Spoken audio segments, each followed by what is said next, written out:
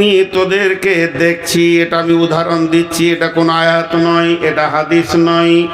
ধরে নেন আল্লাহ আসমান থেকে দেখছেন কথাটা বড় সত্য, প্রতি নজরেই আমাদের দিকে রয়েছে। আমরা সকালে সূর্য ওঠা থেকে নিয়ে বিবির পেছনে সময় দিলাম, আব্বার পেছনে দিলাম, সন্তানের পেছনে দিলাম, বন্ধুকে নিয়ে আনন্দ করে এলাম, আর ভাইকে দিয়ে আনন্দ করলাম, ছেলেকে নিয়ে মিশনে দিয়ে এলাম, টাকা দিলাম, পয়সা দিলাম। এই করতে করতে সন্ধ্যা হলো। সন্ধ্যাতে এসে আবার মা বাপ ছেলে পিলে ব্যবসা বাণিজ্য হিসাব নিকাশ নিয়ে মাগরিব হলো, এশা হলো, 24টা ঘন্টা রাউন্ড হয়ে গেল। আল্লাহ 10টা মিনিট আমার কাছ থেকে পেল না। আমার চেহারাতে রসুল নাই, ব্যবহারে রসুল নাই। এই করতে করতে একদিন গেল, 2 দিন গেল, 3 দিন গেল, 10 দিন গেল, 20 দিন গেল, 25 দিন গেল, 27 দিন পেরিয়ে গেছে। আর 3টে দিন আছে মাস হতে। এখনো আমার রব এতিমের মতো আমার দিকে তাকিয়ে আছে। আমার গোলাম আমাকে কখন সময় দেবে, আমার নবীর চেহারাটা কখন আনবে, আমার গোলাম কখন আমার দিনকে বাঁচানোর জন্যে দোকানে তালা মারবে, ব্যবসায় তালা মারবে, বাণিজ্যে তালা মারবে, স্কুলে চাকরিতে ছুটি নেবে, মাঠে যাবে না, 3 দিন আল্লাহর রাস্তায় বেরিয়ে যাবে, মানুষের পায়ে ধরবে, আল্লাহর গোলামির জন্যে না বেনামাজির দরজায় যাবে, মাতালের দরজায় যাবে। গেল না, 28টা দিন গেল, 29টা দিন গেল, 30টা দিনে আল্লাহ পেল না, দিন পেল না, রসুল পেল না। আমার রব ওর দরজা থেকে বেজ্জতি হয়ে ঘুরে গেল। এই অবস্থায় আমার আল্লাহ একটা ভাষা ব্যবহার করছে, ভাষাটার নাম হচ্ছে ফাতারাব্বাসু, ফাতারাব্বাসু, ফাতারাব্বাসু, ফাতারাব্বাসু। সূরা তওবার মধ্যে রয়েছে, আল্লাহ বলছেন ফাতারাব্বাসু হাত্তা ইয়াতিয়াল্লাহু বিআমরিহি।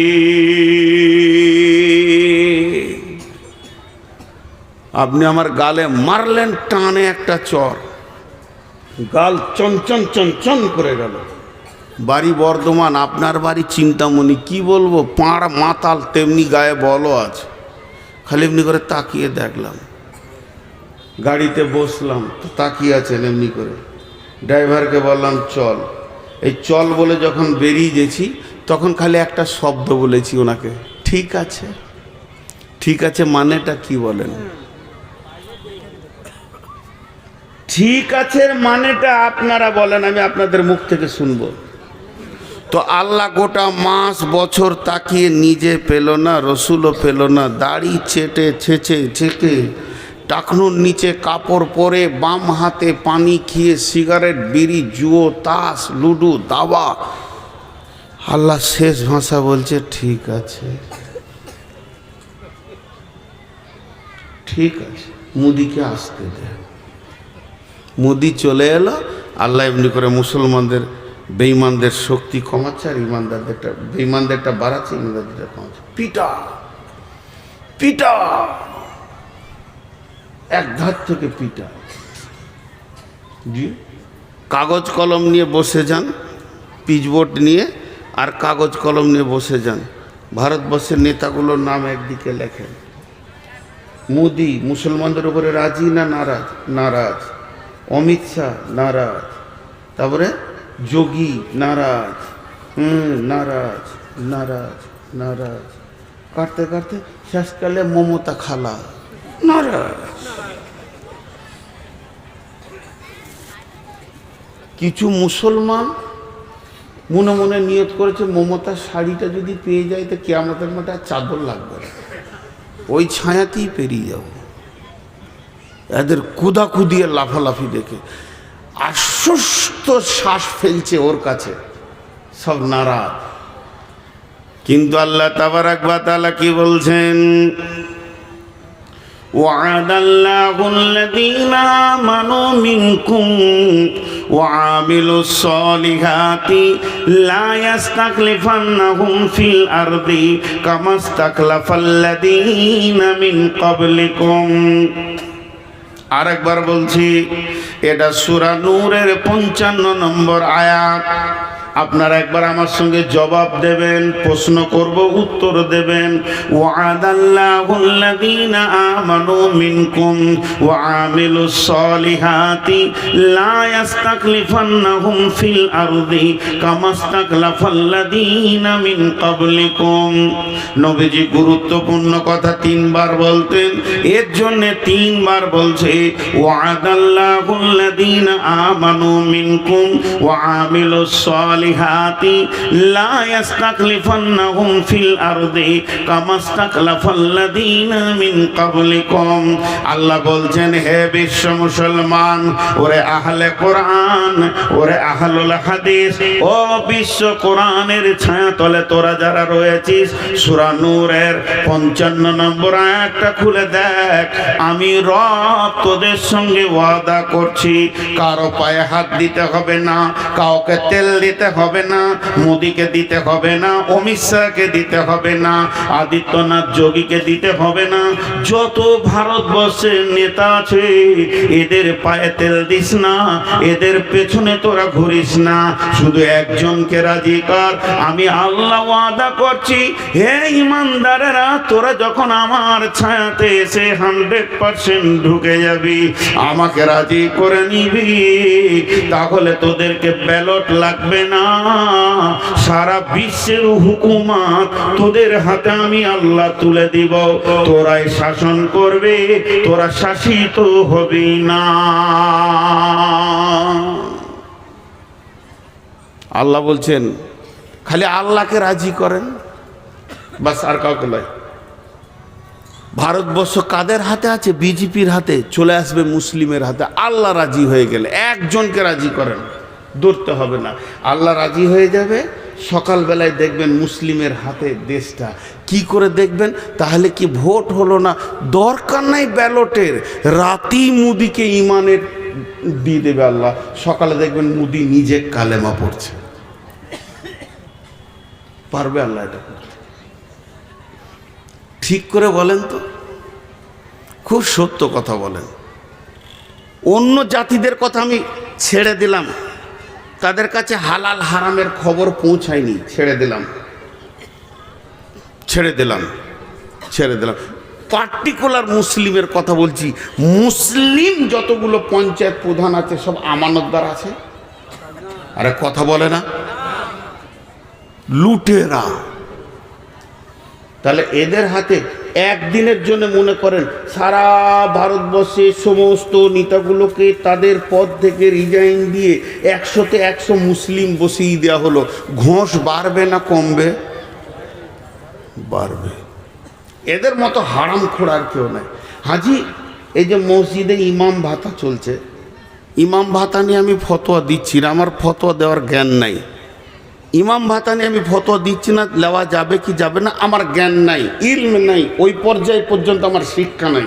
কিন্তু প্রত্যেকটি জেলাতে বা থানাতে ব্লকে একটা করে সর্দার আছে না, ওদের নেতা আছে না ইমাম?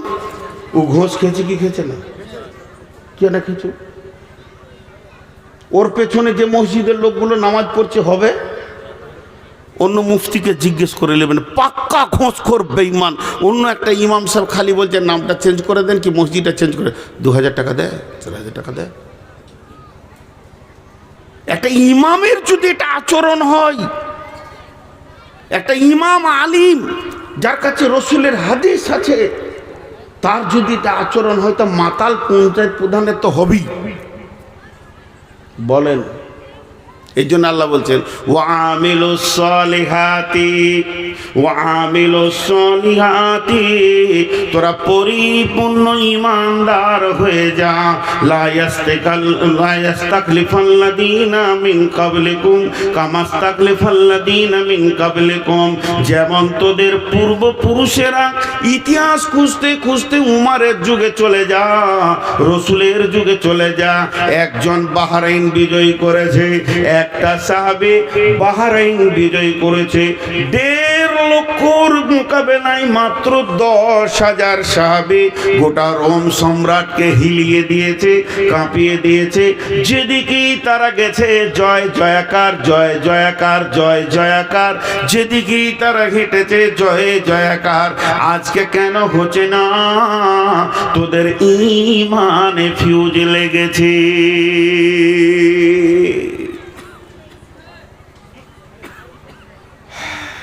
তোদের হাতে কেন আজকে দিচ্ছেন আল্লাহ? তোদের হাতে কেন রাজ্য দিচ্ছেন আল্লাহ? তোদের চরিত্র শেষ। আল্লাহ বেঈমানকে তো দেবে না। উমারের জামানায় ওই কতক্ষণ চালাবে তুমি আর আমাকে তাকিয়ে থাকতে হবে? মোবাইলটা খুলে নে, ঘর যাও, এখনো বসানো।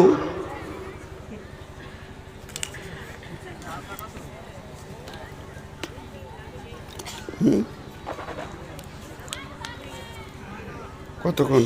আর 15 মিনিট।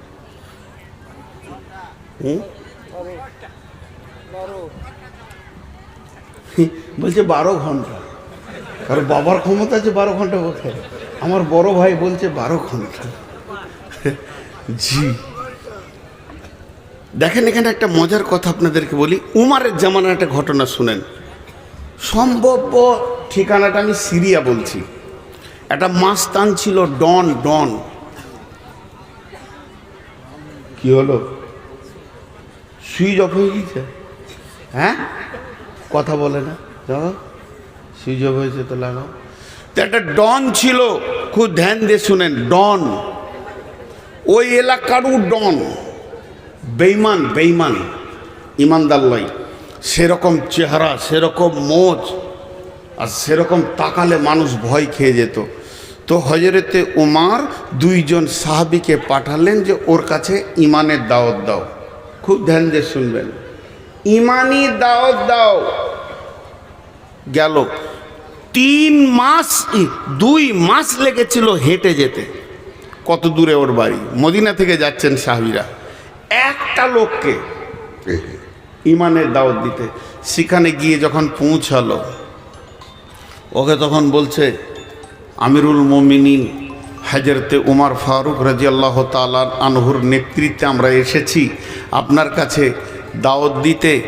আখির নবী মুহাম্মদ রাসূলুল্লাহ সাল্লাল্লাহু আলাইহি সাল্লামের উপরে আপনি ঈমান আনেন এবং পৌতলিকতা ছেড়ে দিয়ে, বাপদাদার যে দেবদেবীর পুজো আছে ছেড়ে দিয়ে এক আল্লাহকে মানেন। ডনকে বলছে।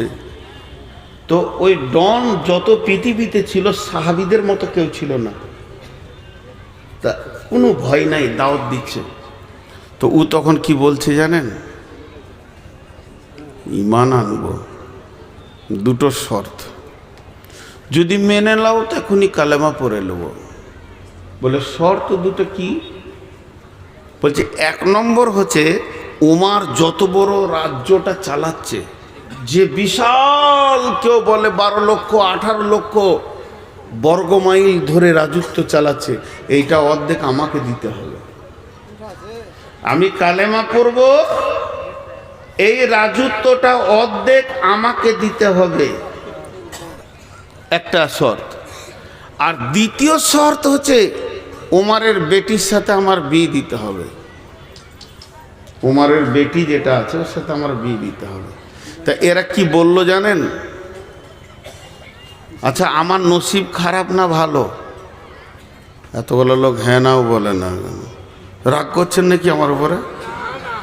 তো এদিকে আমার ধ্যানে যেটা প্রশ্ন দিচ্ছি উত্তর দেন, আমার নসিব ভালো না খারাপ? নসিব আর কে জানবে। আমি বাইনে বসলি চাওয়ালা ঢুকে, ওকে ধরে নিয়ে আসেন, ও 4 কেতলি সহ। কমিটির লোক যদি ওকে ধরে না নিয়ে আসেন তাহলে আমার বায়না এখান থেকেই স্টপ থাকবে, আমি 1 চু লাগাবো না। ওর 4 কেতলি নিয়ে আসেন আগে, ওর 4 কেতলি নিয়ে আসেন। ওই পাশে কে বসে আছেন ভাই, ওর কেতলি আর চাটা নিয়ে আসেন এখানে, আর ওকে ধরে নিয়ে আসেন। ওই তুই এইদিকে আয়, ওই চাওয়ালা, ওই এদিকে আয় তুই।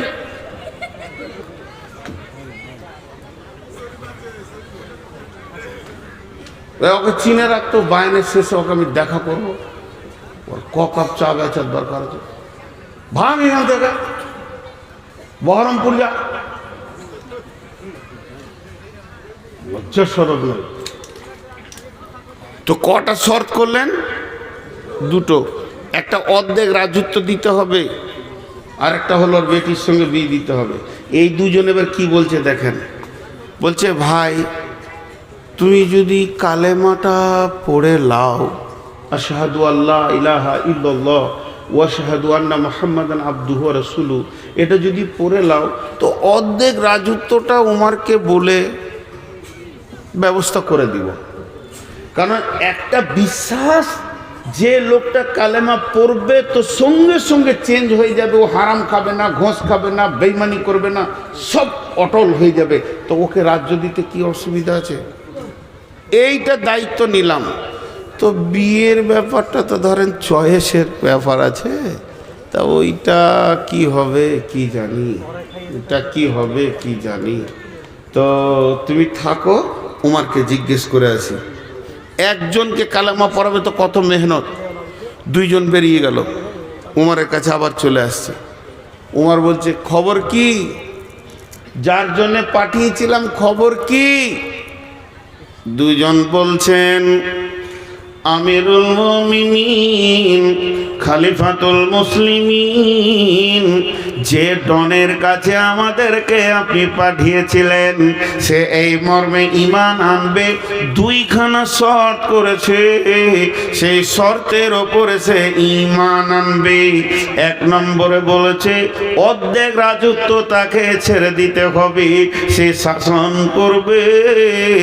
আর দুই নম্বর শর্ত হলো আমিরুল মুমিনিন আপনার মেয়েকে সে বিয়ে করবে।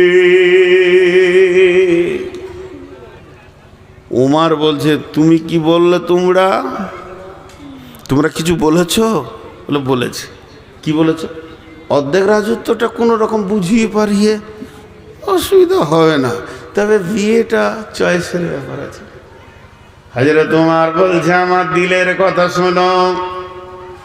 অর্ধেক কেন, যখনই কোনো মানুষ পাক্কা ইমানদারি প্ল্যাটফর্মে এসে যাবে তাকে সমস্ত রাজত্বটা আমি উমার ছেড়ে দেবো, কোনো ডিস্টার্ব নাই। সে তো চালাবে আল্লাহ এবং রসুলের তরিকায়। এক নম্বর গেল। বিয়ে শাদীর ব্যাপারে কেন শুনলাম? মেয়ে তো আমার, তবে আমি বলছি একটা কালেমা পড়া ইমানদারকে মেয়ে দিতে উমারের এক সেকেন্ড আটকাবে না, সঙ্গে সঙ্গে বিয়ে পড়িয়ে দেব। যাও তোমরা তাকে কালেমা পড়তে বলো। তাহলে ইমানদারের প্রতি ভরসা কত? তাহলে বলেন একটা ইমানদারের প্রতি ভরসা কত? আর যে রায় ইমামের শুধু একটুকু লিডারই পেয়েছে, এতেই যদি ঘোষ খায়, ওই ইমামগুলোকে যদি একবার মোটামুটি মুখ্যমন্ত্রী বা এমএলএ এমপি করে দেওয়া হয়, কি করবে বলেন তো? কি করবে বলেন? চরিত্র কোথা চলে গেছে সহি হাদিস এবং কোরআনের তার পেটে থাকার পরও। এবার এরা দুজন আবার হাঁটতে লাগলো। যে গ্রামে ডনের বাড়ি ওরা সেই পর্যন্ত পৌঁছে গেল। এবার গ্রাম ঢুকবে, গ্রামের কাছাকাছি হয়তো বা 100-200 গজ রাস্তা বাকি আছে।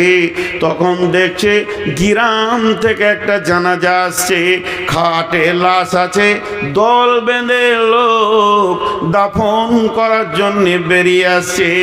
এরা দুজন জিজ্ঞেস করছে কে মরেছে, কার জানাজা হবে, ইহুদি না নাসারা না মুসলমান, কাকে দাফন করা হবে?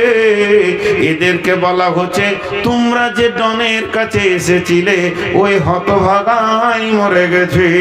তখন এরা বলল হতভাগা রে, তোর কপালে আর মানে ঈমান আল্লাহ লেখেনি, বেঈমান হালাতি পৃথিবী থেকে চলে গেল। তার মানে একটা ঈমানদারের ওপর কত ভরসা থাকা দরকার।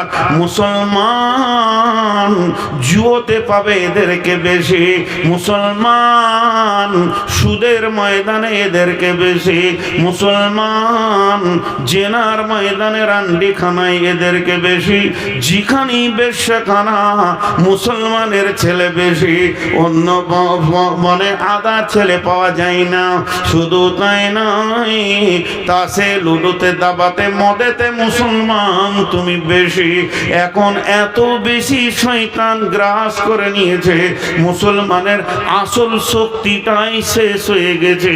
আল্লাহর নবী বলছেন আমার উম্মত ওহান রোগে ভুগবে। সাহাবীরা প্রশ্ন করলেন মা ওহান, ইয়া রাসূলুল্লাহ ওহান জিনিসটা কি? নবীজি বললেন হুব্বুদ দুনিয়া কারাহাতিল মত। আমার উম্মতের ভিতরে পৃথিবীর মহব্বত বেড়ে যাবে এবং মত বা আখিরাতকে সে ঘৃণা করবে। তখনই আমার উম্মত দুর্বল হয়ে যাবে, অন্য জাতি এসে লাত মারবে।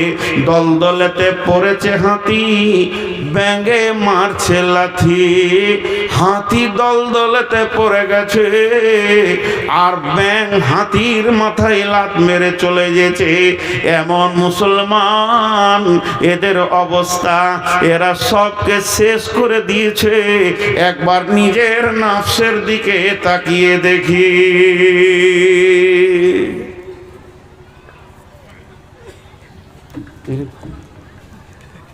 কি ঘটবে শেষখানে স্টেজে, আমি তাই চিন্তা করছি। একজনা পড়ে গেছে, একজনা কি খবর আনছে বারবার জিবরাইলের মতন। হ্যাঁ হ্যাঁ, তাই তো মনে হচ্ছে। কাজও নাই, সময়ও নাই, অবসরও নাই, খালি মনে হচ্ছে আমার বিরুদ্ধে প্ল্যান চলছে। তাহলে আমাকে বাহিনী করতে ভালো লাগবে? কারো যদি এটা মনে ঢুকে যায় যে আমার বিরুদ্ধে প্ল্যান চলছে, তার ভালো লাগবে বাহিনী করতে? আপনাদের বিরক্ত লাগছে নাকি?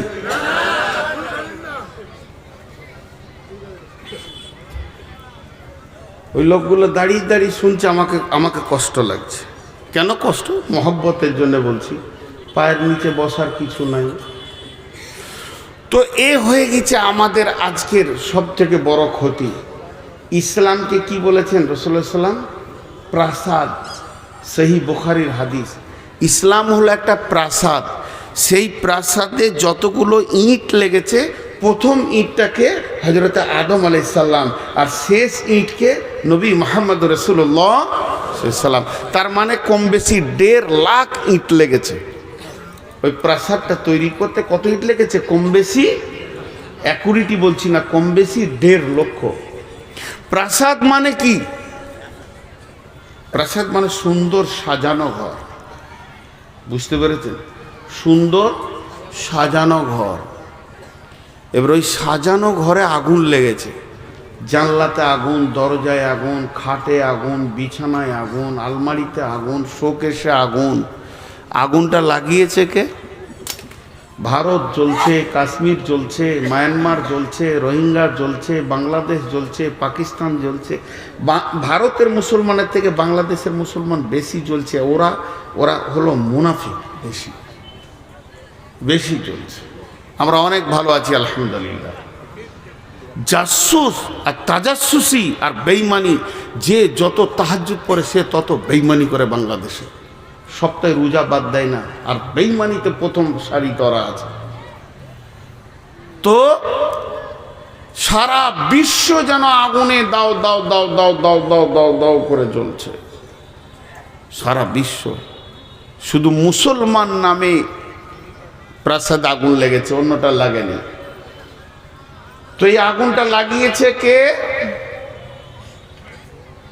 একজন বড় আল্লাহর ওলি বলছেন, ইস ঘর মে আগ লাগি হ্যায় ঘর হি কি চিরাগ সে। ঘরের প্রদীপই ঘর জ্বলছে, দোষ কাকে দেবেন?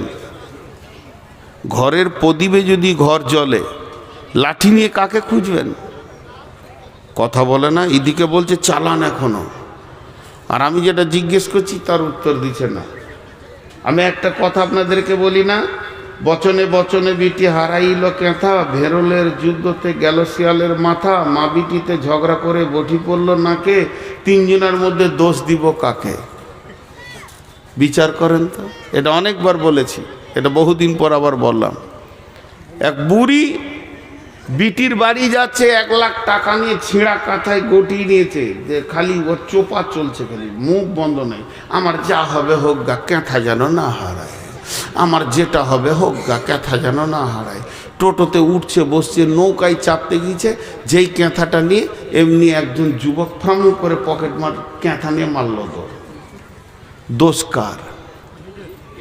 নিজের দোষ, চোপা না চালাতিস না যেত। জি, ভেরলের যুদ্ধতে গেল শিয়ালের মাথা, দুটো বড় বড় ষাঁড় ভেড়া ফটাস ফটাস করে মারছে, আর একটা শিয়াল খালি মুখ দিয়ে লাল পড়ছে, যেটা পড়বে ওইটা আমার, যেটা পড়বে ওইটা আমার। অনেকক্ষণ ধরে ওদের ঝগড়া চলছে। মনে মনে করছে ওরা নাটক করছে নাকি রে, এখনো পড়ে না কেন? কিন্তু ভেড়ার মাথা খুব শক্ত, তো পড়ে না কেন রে? তো একবার মাঝে ঢুকে টেস্ট করতে গিয়েছে, দুদিক থেকে মেরেছে, তো ওই লাশ। এই যে লাশটা পড়লো, দোষ কার? ওর নিজের দোষ। তার মানে এমএলএ নমিনেশন ফাইল চলছে, দাঁড়িয়েছে কে? ঘোষ, গুয়ো, গুপ্ত, যেগুলো অজাত, শিডিউল ক্লাস, তারা দাঁড়িয়েছে। একদিকে দাঁড়িয়েছে ব্যানার্জি, একদিকে দাঁড়িয়েছে চ্যাটার্জি, একদিকে দাঁড়িয়েছে মমতা ব্যানার্জি, আরেকদিকে দাঁড়িয়েছে কে? ওই বুদ্ধদেব ভট্টাচার্য। মধ্যখান থেকে মরছে এই ভেড়া কটা, এই চালাক মুসলমান কটাই। ভেরলের যুদ্ধ চলছে ভারতবর্ষে, লাশ হচ্ছে কারা? মুসলিমরা। ওকে খালি বলেছে 3 কেজি পঞ্চায়েতে গম দেবো তোকে, অতি রং মেখে জিনো ও জিনো ও তৃণমূল কংগ্রেস জিনো ও লড়াই লড়াই লড়াই চাই, লড়াই করে বাঁচতে চাই। তুই তো মরবি বে সকালে। ভোট পাবে ওরা, হয় জিতবে ব্যানার্জি, না হয় জিতবে চ্যাটার্জি, না হয় জিতবে দাস, না হয় জিতবে গুপ্ত, আর মরবি তুই সুপ্ত। কুকুরে টানাটানি করবে তোর লাশ নিয়ে। আর যখন ওই লাশটাকে নিয়ে কলকাতা নিয়ে যেছে, মর্গে নিয়ে যেছে, যে বড় বড় পার্টির নেতারা আসছে, তোমার ফ্যামিলির লোক মনে করছে যেন জান্নাতুল ফেরদাউস গেল। এত বড় বড় নেতা যখন আমার ঘরে এসেছে, তা লাশটা মনে হয় জান্নাতুল ফেরদাউস গেল। ওদিকে জাহান্নামের ফেরেশতা খালি মোচ পাকাইছে, আয় শালা দেখছি তোকে কোন জায়গায় দিতে হয়, সাইজ করে দেবো। ওখানে আর কেউ যাবে না, ব্যানার্জি চ্যাটার্জি যাবে। মরছে এরা। আর 3 নম্বর, মা বিটিতে ঝগড়া করে বটি পড়লো নাকে। একটা ঘরে মা বিটি ঝগড়া চলছে, আর পাশের বাড়ি বউ দেখতে এসছে, মা রাগ করে বটি ছুড়ি দিয়েছে বেটির দিকে, তো ওরই নাকটা কাটাই। দোষ কার?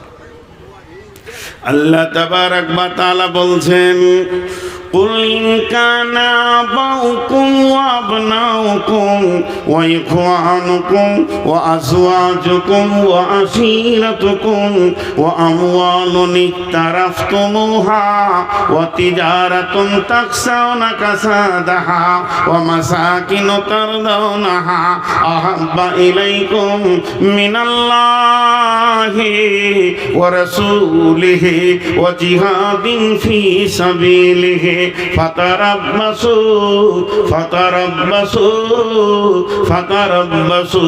حتى يأتي الله بأمره।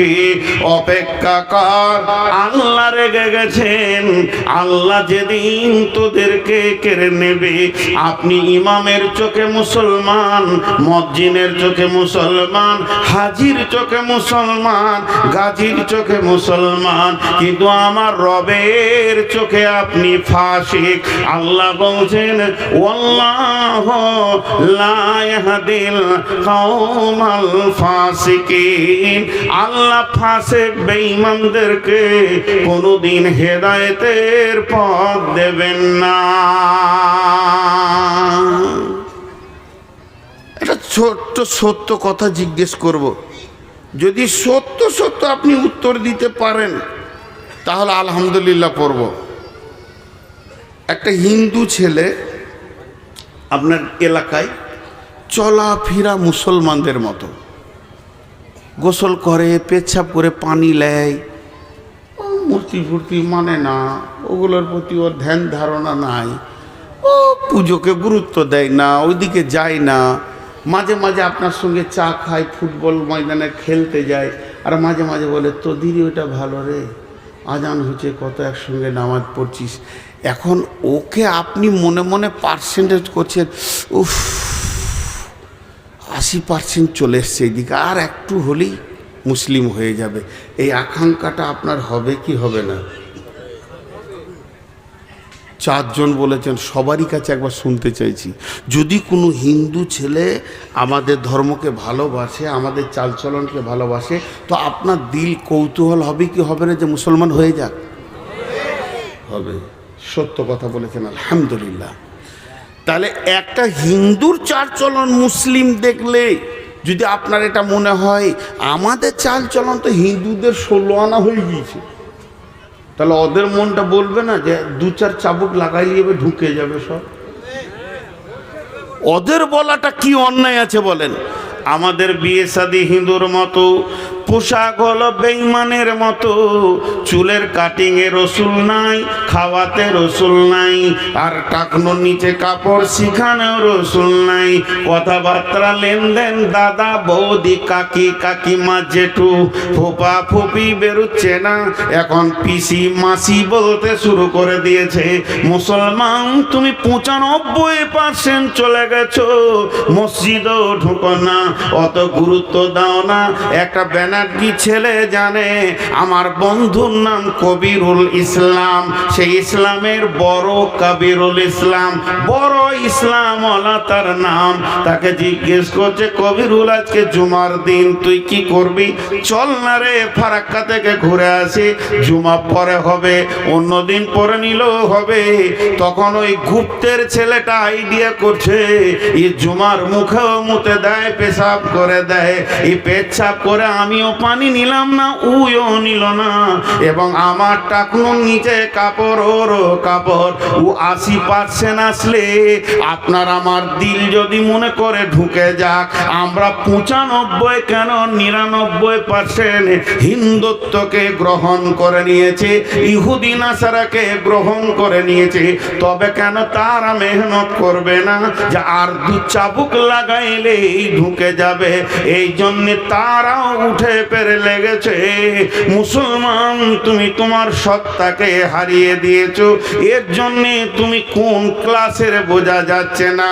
একটা ট্রেনের বগি এই রোডের ওপরে পড়ে আছে, ট্রেনের কামরাটা বগিটা ট্রেনের, চাকাগুলো টায়ার ট্রাকের না ট্রাক্টরের, আবার হেলিকপ্টারের পাখা, প্লেনের ডানা, বলেন গাড়িটার নাম কি?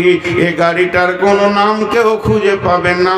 বগিটা ট্রেনের মতো, চাকাগুলো ট্রাক্টরের, হেলিকপ্টারের পাখা, প্লেনের ডানা লাগানো থাকলে ও গাড়িটার নামই খুঁজে পাওয়া যাবে না। তো মুসলমানের নামগুলি মুসলমান, চালচলন হিন্দুর মতো, কথাবার্তা বৌদ্ধর মতো, এবং এদের বিয়ে শাদী ইহুদির মতো, মাথার চুল ইহুদির মতো। এই জাতটার নাম কি কেউ খুঁজে পাবে না। সবাই চাইবে চাবুক লাগা আমাদের দিকে ঢুকিয়ে নি। এই সাহসটা বিশ্ব নবীর সাহাবীর কাছে কেউ করতে পারেনি। অভাব, আব্দুর রহমান ইবনে আউফের অভাব, এ আউফ নয়, আব্দুর রহমান সাহাবীটার নাম। অভাব, ঘরে 2-1 দিন খাবার নাই, অভাব চলছে, ধার করতে গেছে, ঋণ করতে গেছে উমাইয়ার কাছে।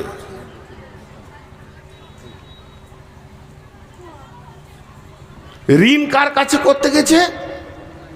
উমাইয়ার কাছে। আর উমাইয়া পাকা বেঈমান, সুদের ব্যবসায়ী। দেখেন, অথচ ওর আত্মীয়, ই কালেমা পড়েছেও পড়েনি। উমাইয়াকে বলছে, উমাইয়া রে কিছু ঋণ টিন দিবি, কদিন কষ্টতে আছি রে। বলে, তোকে কি করে ঋণ দেবো, তুই যে সুদ দিবি না রে। তো উত্তর দিচ্ছে, খেতে না পেলেও তোকে সুদ দেবো না, মরে যাব তাও ভালো, সুদ দেবো না, কালেমা পড়েছি। কি বলছিস তুই বল? এর নাম ঈমান, এর নাম ঈমান। আর কালকে যদি এজেন্ট ঢুকে যাই চিন্তামণি, ফতেপুরে, এইখানে ছাইতনিতে যত এলাকার লোককে চিনি বা আমার গ্রামে, খালি ওকে ডেকে চায়ের দোকানে বলছে এত টাকা জমা করলে এই মাসে এই মাসে এই হয়ে যাবে, এই 3 মাসের মধ্যে 4 কোটি টাকার মালিক বলেছে, ও কাউকে শুধবে না, লাগেন আমার একটা নাম দিন, কি লাগবে, ছবি লাগবে, আধার কার্ড, এই আধার কার্ডে ঢুকে পড়লো। সাহাবীদেরকে পারেনি, পেটের অভাবও পারেনি। আজকে আমরা শেষ হয়ে গেছি, ফুটবল দেখেছেন? ফুটবল, লোকগুলো ফুটবল দেখে নাই গো, জালসা করতে গেলে এগুলো একটা করে নিয়ে যেতে হবে আর কি। ফুটবল তো বিরাট বড় গ্রাউন্ডে 11টা যুবক নেমেছে, পশ্চিম দিকে 11টা যুবক ফুটবলকে মারতে মারতে পূর্ব দিকে নিয়ে আসছে, আর পূর্ব দিকে 11টা যুবক পশ্চিম দিকে নিয়ে যাচ্ছে, কেউ ওকে গছে না, পটাস ওই দিকে যাচ্ছে তো ওরা মারছে পটাস। আমার মতো একটা মাথা মোটা হুঁশ বুদ্ধি কম দাঁড়িয়ে দেখছে, কোন দলের রে, বলটা কোন দলের, ওদের গেঞ্জি হলো সাদা, এদের গেঞ্জি লাল, তো কোন দলের ও কেউ যে লাই না রে। 2টো প্লেয়ারের পায়ে এরম করে লেগেছে, আর বলটা এসে আমার পায়ের কাছে পড়েছে, তো অনেকক্ষণ থেকে লাত খেয়েছে, তো আমার কোল যেতে লাগছে আর কি। তো এমনি করে কুড়িলে বললাম, ভাই তুই এত লাত খেয়েছিস রে, তুই কোন দলের, আর তোকে লাত খাইছে কেন বলতো? 2টো প্রশ্ন করলাম, তুই কোন দলের, তোকে লাত খাইছে কেন? ফুটবল উত্তরে বলছে, আমি কোনো দলের লয়। তো গরু চুরি করেছিলি না, তা লাত খাইছে কেন? ওই যে আমার ভিতর ফাঁকা, ওই লেগে লাত খেয়েছি। কই ইটকে মারুক তো দেখি, একটা পাথরকে মারুক তো দেখি, কত শালা হিরো আছে ওরা, আমি ফাঁকা। তো বর্তমান রাজনৈতিক ময়দানে মুসলিমরা হলো ফুটবল, কথা ঠিক না ভুল বলে? কেন? সিপে মেরেছে এককালে লাত। আপনারা খেয়াল করেছেন কিনা, যে লোকগুলো সিপেমে মাস্তানি করে হারাম খেয়ে হিরো হয়েছিল, ওরাই আবার তৃণমূলে হিরো, খালি কালার চেঞ্জ করেছে। সারা জীবন ওদেরকে এই করতে হবে, দিয়ে লাত খেয়েছে, এই লাত খেয়েছে, ওই লাত খেয়েছে। তা আসলে কি, ওর ভিতরটাই ফাঁকা, ভিতরে হৃদয়ে আল্লাহ থাকবে, রসুল থাকবে। সাহাবীরা ছিল পাথরের মতো অটল, হিলাইতে পারেনি, কিন্তু এরা লাত খেয়েছে, ওই জন্য শেষ হয়ে গেছে। আল্লাহ তাবারাক ওয়া তাআলা বলছেন, এতক্ষণ তো সমস্যার কথা হলো, সমাধানের মাত্র 2টি আয়াত আপনাদের সামনে তুলে ধরছি। ফালিয়াবুদু রব্ব হাযাল বাইত আল্লাযী আত'আমাহুম মিন জু'ইন ওয়া আমানাহুম মিন খাউফ। এখন কি হলো? চালাবো তো, ওই যতই দৌড়বো ওইখানেই শেষ। কত কালেকশন দিয়েছে, কে কালেকশন করবে? মাথা খারাপ, আমি বকতে এসেছি। সবাই কালেকশন করলে হবে? লোকগুলো গরিব হয়ে যাবে না, পকেটে যে কটা আছে সব বেরিয়ে যাবে খামখায়, কেউ দিয়ে না টাকা ছিল খামখায়। ছোট 2টি সমাধানের আয়াত আপনাদের সামনে তুলে ধরেছি। এই আয়াত 2টি শুনে বাড়ি চলে যাবেন না। আমার পরে বক্তা আছে, যে না কে আছে আমার পরে? আব্দুল জব্বার সাহেব, মাশাআল্লাহ ভালো বক্তা। বিসমিল্লাহির রহমানির রহিম। ফালইয়াবুদু রব্ব হাযাল বাইত। আপনারা চালাক দেখেছেন? সবাই তাকান আমার দিকে। চালাক দেখেছেন? তাড়াতাড়ি বলেন। না দেখেন না, ওই যে উঠে পালাচ্ছে গুলো চালাক। তাকান তাকান, তাড়াতাড়ি দেখবেন। তো দেখেন, রসুল বলেছিলেন জান্নাতি দেখেছো, তা আমি তো আর রসুল লই, ওটা বলতে পারবো না, কিন্তু চালাক বলবো। কিন্তু চালাক আসলে লাই, চালাকের 3 জায়গায় পায়খানা, তো ওদের 3 জায়গায় পায়খানা লাগবে। এই যে আদায়ের কথা একটু সাউন্ড ওদের কানে পড়েছে, কেটে পর কাটলে কি হবে বাপ? হয় মাদ্রাসায় দিছিলে, নাই হসপিটালে দেবে, আল্লাহ লিবে। ঘর যেতে যেতে এত জোরে কাশবে, আম গাছে মাথা ঠুকে যাবে, এখানে 4টা সেলাই হবে, হসপিটালে 3 মাস পড়ে থাকবে, সব পিঁড়ে রস বের করে নিবে আল্লাহ। দেখেছেন? আর আমার সঙ্গে কথা বলে না? আখ পিড়া আখের রস বার করা মেশিন দেখেছেন? কটা চাকা থাকে? 3টে থাকে। 3টে থাকে। যেগুলো রাস্তাঘাটে বের করে বড়গুলো 3টে থাকে। কয়টা? 3টে এক মাপের? 3 মাপের। কেন বলেন দেখিন? কুসরও ছোট বড় আছে। কুসর হচ্ছে কয় মাসের ফসল? 11 মাস। ধান 3 মাস, সব কিছু 1 মাস 2 মাস 3 মাস। তো কুসরকে 11 মাস চাষি ভালোবাসছে, ওকে বাঁধছে, যত্ন করছে। আর পাশে ধান কেটে নিলে, গম কেটে নিলে, আলু তুলে নিলে, পেঁয়াজ ওষুধ উঠে গেল। কুসর মনে মনে ভাবছে যে আমি চাষির বড় জামাই, ওকে পানি দিচ্ছে, খোল দিচ্ছে যে আরো মোটা হয়। যত মোটা হচ্ছে কুসর ভাবছে যে আমার শরীর স্বাস্থ্য ভালোই আছে, চাষি মনে হয় খুশি। কিন্তু চাষি খুশি অন্য কারণে, রস বার করবে বল।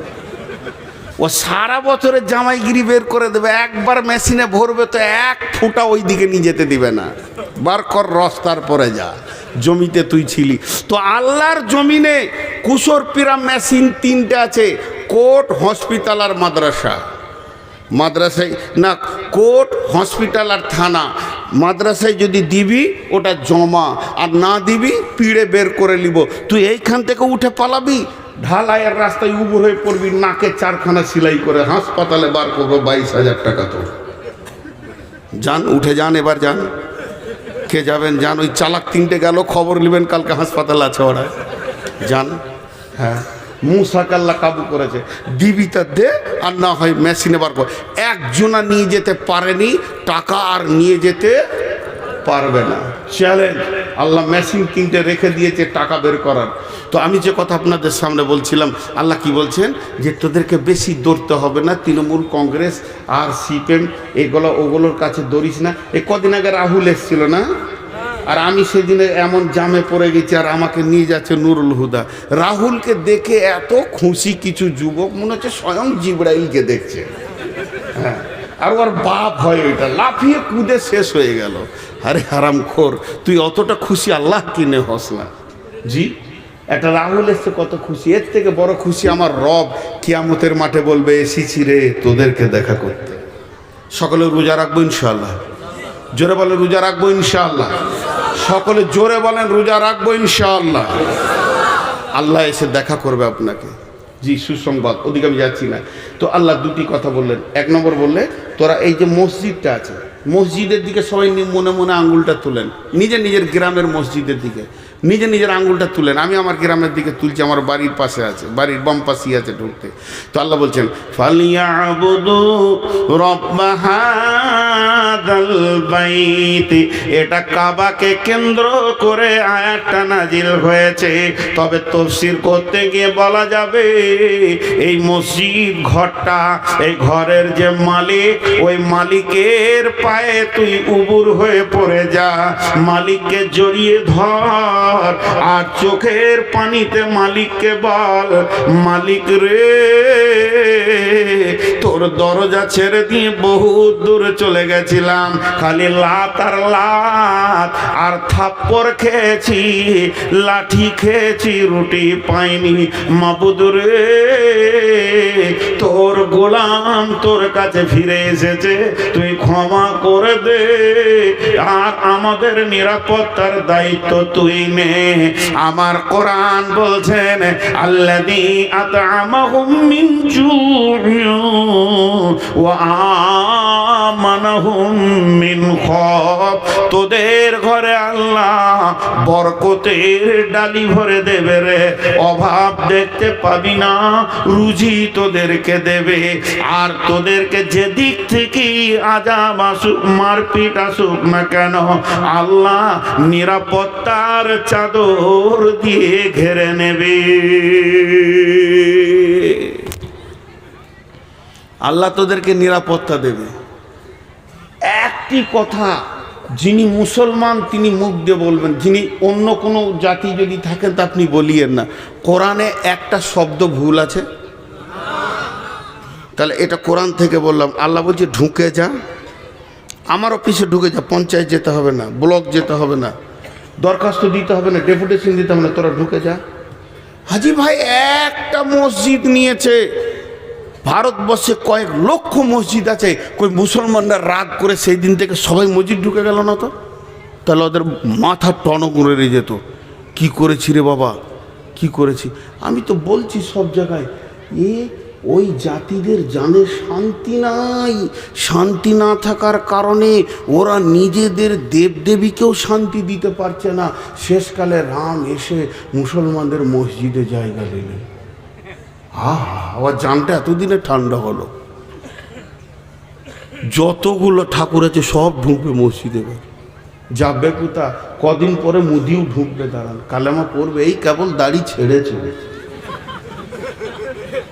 জি, অমিত শাহ শান্তি পাবে না মসজিদ ছাড়া।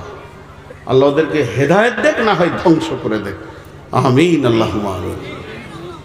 আল্লাহ হয় হেদায়েত দেখ, আর না হয় ধ্বংস করে দেখ। তো শান্তির জায়গাতে তোরা চলে আয়। আল্লাহ নিজেই ডাকছে, হাইয়া আলাস সালাম,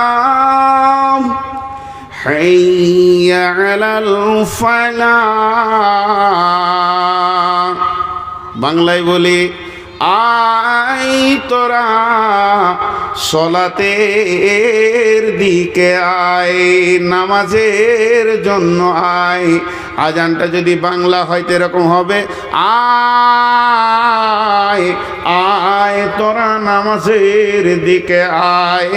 আর ফালাহ যখন বলবে এরকম হবে, আয় তোরা নিরাপত্তা, শান্তির, মুক্তির দিকে আয়।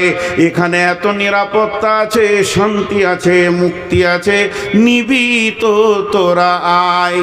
যখন মসজিদওয়ালা ডাকছে, ও চায়ের দোকানে বসে বসে বলছে, আমাদের পশ্চিমবঙ্গে যদি শান্তি নিতে হয়, এনআরসি যদি বাঁচতে হয়, মমতাকে ডেপুটেশন দিতে হবে। আমার রবের মুখে কি পড়ে যাচ্ছে দেখলেন? রবের মুখটা লজ্জিত হয়ে ফিরে যেছে। আমি আসমান জমিনের মালিক ডাকলাম নিজে থেকে, তুই বলিসনি। তারপরও আমাকে অ্যাভয়েড করে একটা নন মুসলিম মেয়ের কথা চিন্তা করছিস, সে তোদের শান্তি দেবে। আল্লাহ বলছে শান্তি পাবি না, আমি আগুনে পেট্রোল দিব রে। শান্তির মালিক আমি আল্লাহ। এর দিকে আল্লাহ তাবারাক ওয়া তাআলা বলছেন, ইয়া আইয়ুহাল্লাযীনা আমানু, হে ঈমানদারেরা, হাল আদুল্লুকুম আলা তিজারাতিন তুনজিকুম মিন আযাবিন আলীম। তোদেরকে কি এমন একটা ব্যবসা শিখিয়ে দেব না, যে ব্যবসাটা করলে তোরা আযাবে আলীম থেকে বেঁচে যাবে? সেটা হলো কি? তুমিনুনা বিল্লাহ। এই আযাবে আলীমটা দুনিয়ার আযাব। আযাবে আলীম বলতে মরার পরে জাহান্নামের আযাব, কবরে আযাব, পুলসিরাতের আযাব। তার মানে দুনিয়াতেও হিরো, আখিরাতেও হিরো হয়ে যাবে। তোদেরকে সব সময় সালাম দেওয়া হবে, অসম্মান করা হবে না। সেটা কি? প্রথম হচ্ছে তুমিনুনা বিল্লাহি, আল্লাহর উপরে কামিল ঈমান আন, আল্লাহকে জড়িয়ে ধর, আল্লাহকে আপন বানাও, আল্লাহর ব্যাপারে আকীদা ঠিক কর। আল্লাহ যা যা বলেছে তা তা কর, আল্লাহ যা ছাড়তে বলেছে তা ছাড়, আল্লাহ যা ধরতে বলেছে তা ধর। ওয়া রাসূলিহি, এবং রসুলের চেহারাটা তুই নিয়ে আয়, রসুলের সুন্নত ছাড়িস না। স্বয়ং নবীজি বেঁচে আছেন, স্বয়ং নবীজি বেঁচে আছেন, স্বয়ং নবীজি বেঁচে আছেন। সাহাবীরা জিহাদের ময়দানে গিয়ে 3 দিন মহড়া চলছে, কিন্তু বিজয়ী আনতে পারছে না। তারা আপসে আলোচনা করলো যে আমাদের কি ত্রুটি রয়েছে, ইঞ্জিনের সবই রয়েছে কিন্তু চালু হচ্ছে না কেন? দেখা গেছে শুধুমাত্র নজলে হাওয়া ঢুকে গেছে, ক্ষুদ্রতম একটা ত্রুটির কারণে বিরাট বড় জিসিবি যে সমস্ত মাটিকে কেটে দেবে সেই স্টার্ট হচ্ছে না। এক কিল মানে নজলে হাওয়া ঢুকে গেছে, সেই এত বড় কাজ করছে। সাহাবীরা আপসে মাশওয়ারায় বসে গেলেন, যে আমাদের কি ত্রুটির কারণে আমাদের মতো জিসিবি আটকে যেছে বেঈমানদের কাছে। তারা দেখলো 3 দিন আমাদের মেসওয়াক করা হয়নি, দাঁতন করা হয়নি, এটা ফরজ নয়, এটা ওয়াজিব নয়, এটা সুন্নতে রাসূল। একটা সুন্নত না থাকার কারণে আমরা এত দুর্বল হয়ে গেছি, বেঈমান মূর্তি পূজকের কাছে আমরা আগাতে পারছি না। অতএব তারা বলল আগামী সকালেই উঠে প্রথমে ডাল ভেঙে দাঁতন করো। সমস্ত সাহাবীরা একসঙ্গে রসুলের সুন্নতকে জীবিত করার জন্য যে গাছের ডাল ভেঙে দাঁতন করতে শুরু করেছে, এদের দাঁতন করা দেখে বেঈমানেরা ময়দান ছেড়ে পালিয়ে গেছে। আজকে এত রেগে গেছে রে, কাউকে বাঁচিয়ে রাখবে না। তাহলে একটা সুন্নতির যদি এত মজবুত ক্ষমতা হয়, বুলেটের মতো ক্ষমতা হয়, ও নবী মুহাম্মদের উম্মত, তুমি দাড়িকে চেঁচে ফেলে দিয়েছো, জিহাদের ময়দানে নেমে তোমার কোনো লাভ হবে না। প্রিপারেশন নিতে গেলে যেমন যেমন কাজ তেমনি তেমনি কাজ সাথে নিতে হয়। জিহাদের প্রথম শব্দ হচ্ছে তুমিনুনা বিল্লাহ, আল্লাহকে সঙ্গে লাগবে, ওয়া রাসূলিহি, পূর্ণাঙ্গ রসুলের সুন্নতকে জড়িয়ে ধরতে হবে, ওয়া জিহাদিন ফি সাবিলিহি, এরপরে তুমি জিহাদের দিকে পা বাড়াবে। তুমি যদি একা হও রোম সম্রাটকে গ্রহণ করবে, তুমি যদি 2 জন হও ভারতবর্ষ তুমি দখল করবে, পাশে মায়ানমার, বাংলাদেশ, চীন, জাপান, আপনার কিনা ভুটান, নেপাল কেউ বাদ যাবে না, সব তোমার মুষ্টির ভিতরে চলে আসবে। এত পাওয়ার বাড়বে যদি সুন্নতকে আল্লাহকে সাথে রাখতে পারো। এরপরে তুমি যেদিকে পা বাড়াবে ওই দিক মহাসমুদ্র তোলপাড় করছিল, সেও পর্যন্ত হাই রোডে পরিণত হয়ে যাবে।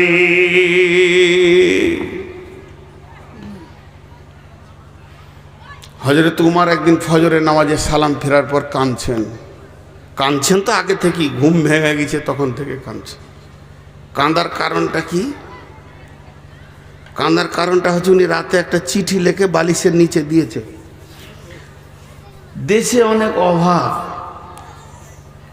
মাল কম আছে, তো বাইরে বিদেশের কোনো সম্রাটকে, প্রধানমন্ত্রীকে চিঠিটা লিখেছে আপনি কিছু মাল পাঠান, যে মাল দিয়ে আমি দেশটা কিছুদিন চালাবো, আবার মাল হয়ে গেলে দিয়ে দিব। চিঠিটা বালিশের নিচে আছে, আর কিছু নেই। রাত্রিতে স্বপ্ন দেখতে রাসূলুল্লাহ সাল্লামের সাথে কথা হচ্ছে। আল্লাহ নবী বলছেন ওমর তোমাকে আমি চালাক মনে করতাম, বাস, আর কিছু বলেনি। মানে কথার ভঙ্গিতে রাসূলুল্লাহ সাল্লাম নারাজ, কথার ভঙ্গিতে রাসূলুল্লাহ সাল্লাম নারাজ। তো হযরত ওমর ডুকরে ডুকরে কাঁদছেন, আমার উপরে নবীজি নারাজ হয়ে গেছে। সাহাবীদেরকে বলছে তোমরা আমাকে সাহায্য করো, আমি কি ভুল করেছি যে রসুল নারাজ হয়ে গেছে। সাহাবীরা বলছে রাসূলুল্লাহ, ইয়া আমিরুল মুমিনিন, আপনি প্রতিদিনের মতো আমল করেছেন, কিছু বাদ গেছে? না। কিছু বেশি করেছেন? না, যা যা আমল করি তাই করেছি। কাঁদছে, বলছে একটা কাজ করেছি। কি? বলে বিদেশে চিঠি লিখেছি, দেশে অভাব চলছে তো বালিশের নিচে রাখা আছে, আজকে সকালে পাঠাবো কাউকে দিয়ে, এটা ভেবে রেখেছি। সাহাবীরা বলেন আমিরুল মুমিনিন, খলিফাতুল মুসলিমিন, আপনি কত বড় ভুল করেছেন। দেশে অভাব চলছে, বিদেশকে চিঠি লিখেছেন, অথচ কাছে আল্লাহ আছে, দরখাস্ত দিলেন না। এটাই নবীজি মেনে নিতে পারেননি, তাই আপনাকে ছোট করে কথা বলেছে। উমর রে, তোমাকে চালাক মনে করতাম, এটা কি আপনি খাপা পাগলার বোকার মতো কাজ করেননি? হযরত উমর চোখের পানিতে চিঠিটা ছিঁড়ে ফেলে দিলেন, ফেলে দিয়ে বললে চলো আমরা ইস্তেসকার নামাজ পড়ব, আল্লাহ পানি দেবেন এবং আমাদের ফলে ফসলে ভরে যাবে। হযরত উমর ইস্তেসকার ইমামতি করলেন, মুষলধারা বৃষ্টি হলো, মদিনা ফলে ফসলে ভরে গেল।